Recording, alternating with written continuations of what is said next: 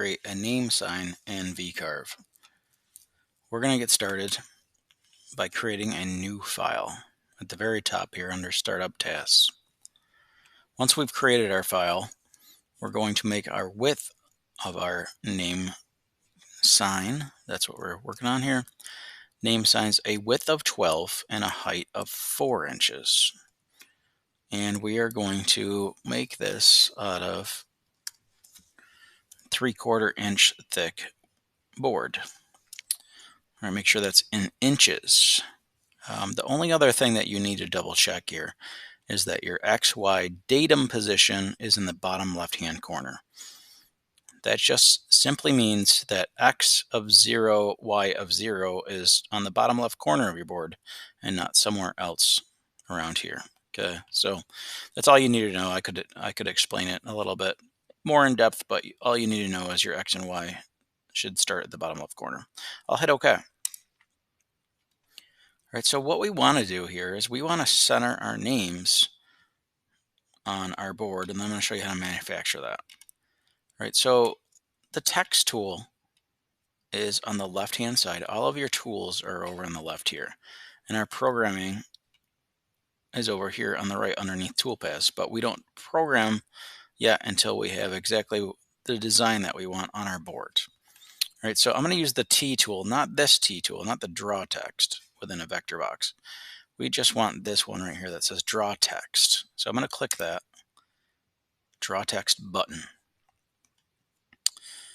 And up here, I could click it over here, but up here, I'm just going to type in my name. So you should type in your name and your first initial. All right, so I would say Matthew S.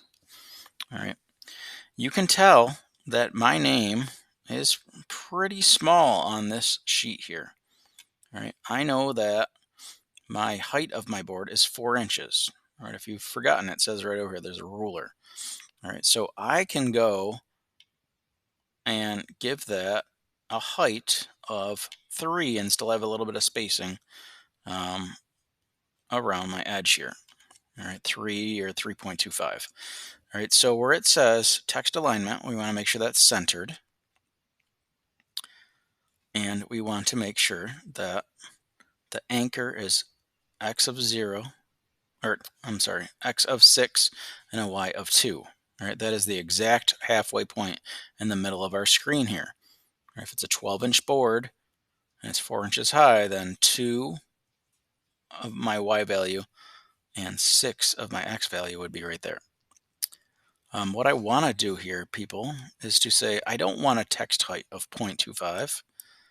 I want to see what this looks like, and if I have enough room to make it 3.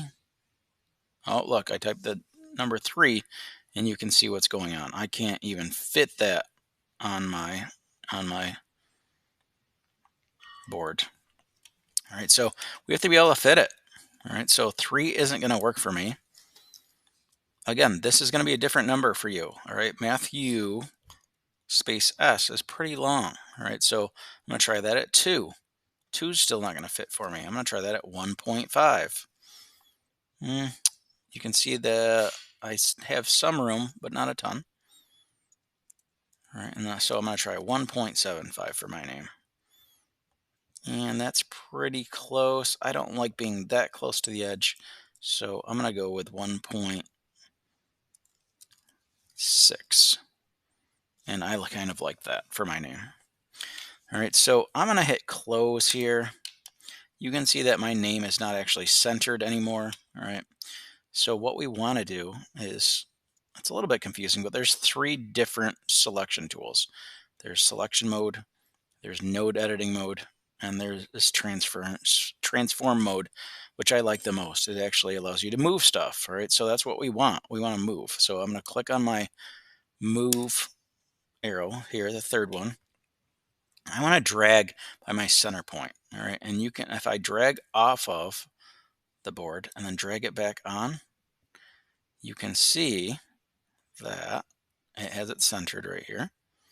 All right, and then we can see where that lines up on the left-hand side on our ruler right there. So I'm lined right up with 2. All right, so there's my name right here that is absolutely centered on the board. Right. Now, to add another layer to this, if I double click, if I use my text tool right here and I double click on my name, you can see I can change to a different font. All right, so if I click, you'll notice that changed my font completely. All right, so you can select a font that you would like, but some fonts, number one, make your font go wonky and left and down in a different orientation, okay? And some fonts are wider than the other one. So you might have to, after doing all that work, you still might have to mess with your text height a little bit. All right, so I personally liked the handwritten font. Okay, so I'm gonna go back to the CADSoft hand font. I like that. All right. And choose that font. All right, so choose a different font. I don't want to see Arial.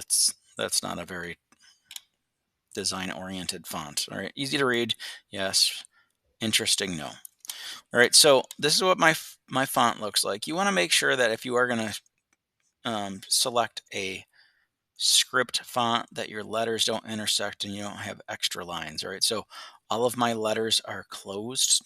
That means there's only one line going around the outside, and there's no intersection, there's no breaks. It is just one solid line. Okay, that's the case with this, that's the case here. Okay, so we could draw that line other than the inside of that E. Okay, we could draw it with a pen and never have to pick up our pen if we really wanted to. All right, so that is my design for my name card.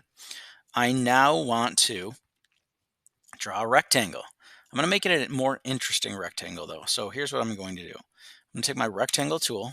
It says draw rectangle.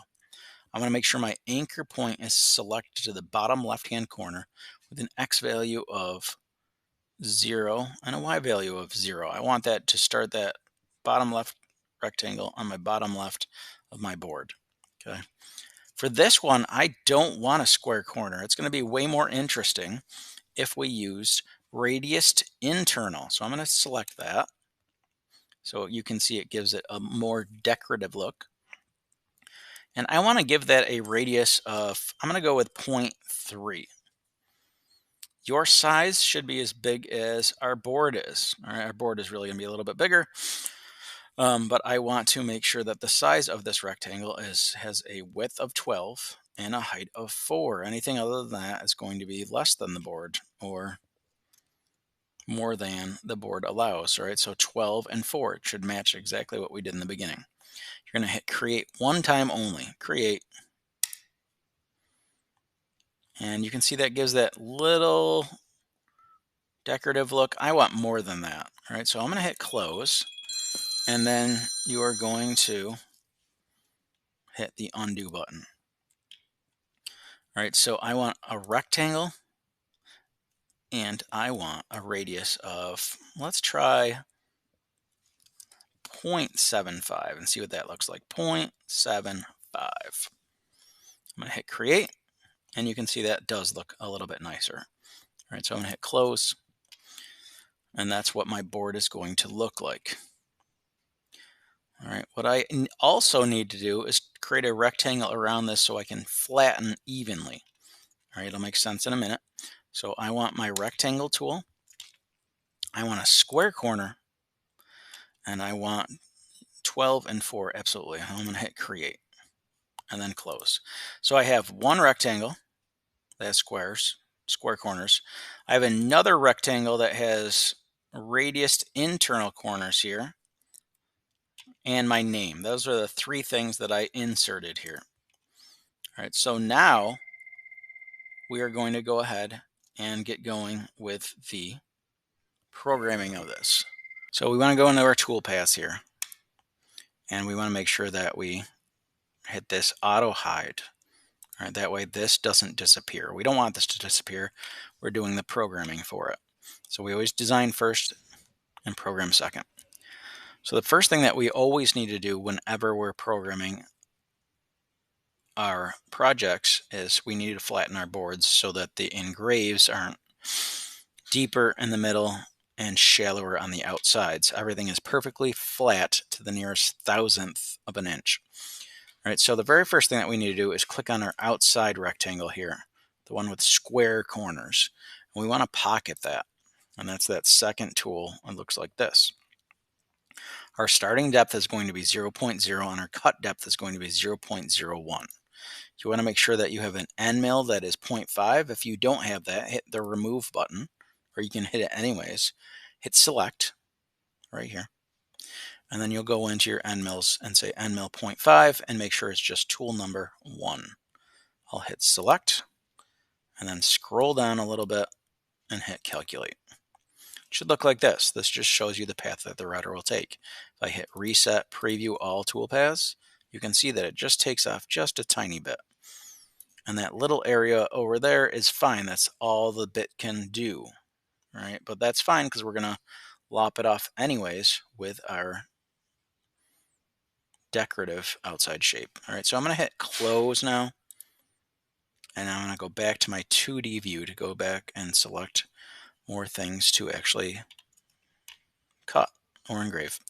So I'm going to go into 2D view right now, and I want to click on the gray area to deselect the outside shape. All right, before I go any further, I need to actually name this. Pocket 1 doesn't tell me too much. I can assume, but I would much rather right click on that and hit rename and give it a name of flatten, because that is what it's doing. It's going to flatten.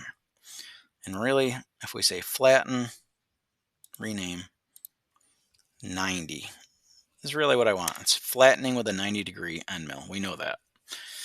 So the next thing that we want to do is we're going to engrave our name here. Right? So I'm going to click on my name, turns magenta, and then we're going to use the V engrave, Vcarve engraving toolpath. It's right here.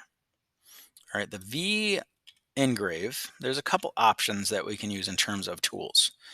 Right, so we have already flattened our board down 0.01. So that's our new starting depth because we've already taken off the surface of the wood. You can see D right here over on the left hand side shows the amount of material that we've already taken off from the surface. We want to make sure that the flat depth is selected. And because our name is so large, we can go kind of deep with this. We can go and try 0.15. And I'm going to start with a tool V-bit 90 degrees. And I'm going to show you what a 90-degree bit looks like, and then a 45. It is kind of personal preference between 45, 60, and 90. So I'll start with the 90. You'll notice what it looks like in a second. All right, so I will do select. I'm going to pick the 90 and then hit, make sure it says tool number 4, which it does. Select. I'm going to scroll down a little bit. Again, 0.01 is your starting depth and your flat depth is 0.15. I'll scroll down. I'm going to hit calculate. Looks like this. I'm going to reset preview, preview all. All right, and you can see what that looks like. All right, I don't necessarily like the way the M looks with my 90-degree bit. Okay, so we can go ahead and see what it looks like with a more detailed look. Now, sometimes it's a little rougher because it needs to make multiple passes. All right, but I can see what that looks like. All right, and I can change that bit. I don't have to delete this and start again. I can go and right click on Vcarve 1. I can edit that by right click, edit. And then I want to see what that looks like as a 45. So I'm going to hit the 45-degree bit. I'll hit select. I will then hit calculate with the same 0.01 and 0.15. Calculate. I'm going to reset preview, preview all, and let's see what that looks like. All right, so that 45, you can see kind of how it's rough in the middle. All right, and my M, I might want to change the font. All right, and I can't do that in my programming, but not a huge fan of the way that looks, the M on top. All right, so you can see that it's more upright and it's kind of rough down in the bottom. and it looks a little more narrower than that 90 did, right? And then we could do the same thing. I can right click on Vcarve 1, right click, edit, and I can just see what it looks like with a 60-degree bit. So I'll hit select 60-degree bit. That's tool number 3. I'll select it. We'll calculate that, and then we'll reset preview, preview all. Calculate, reset preview, preview all. And there it is. All right, so there's a big difference between a 90 and a 45. The 60 is a little cleaner in the middle. Okay, the 90 is the cleanest.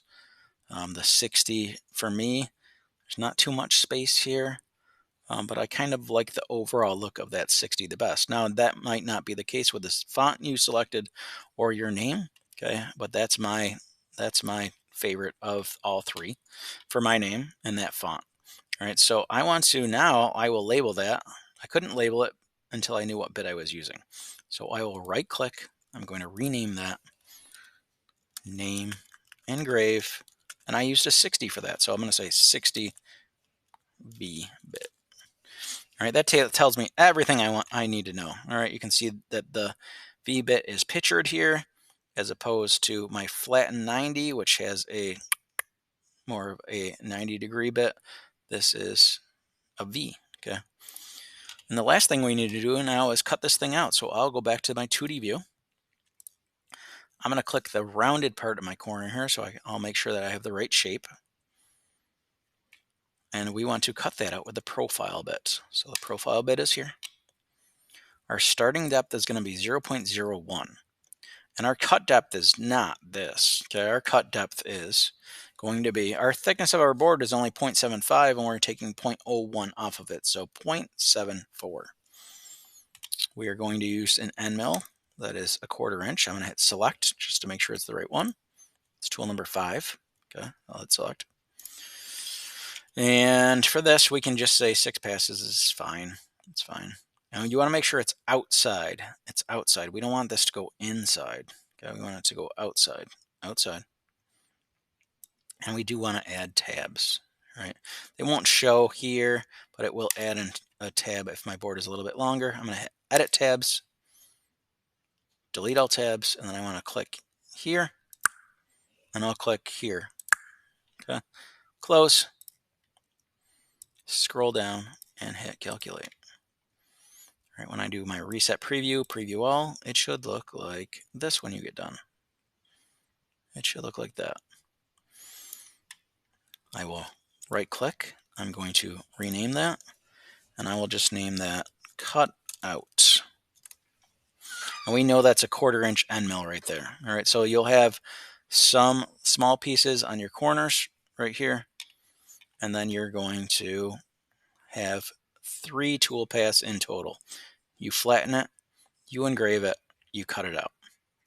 All right, that should help you all in designing and programming your name sign.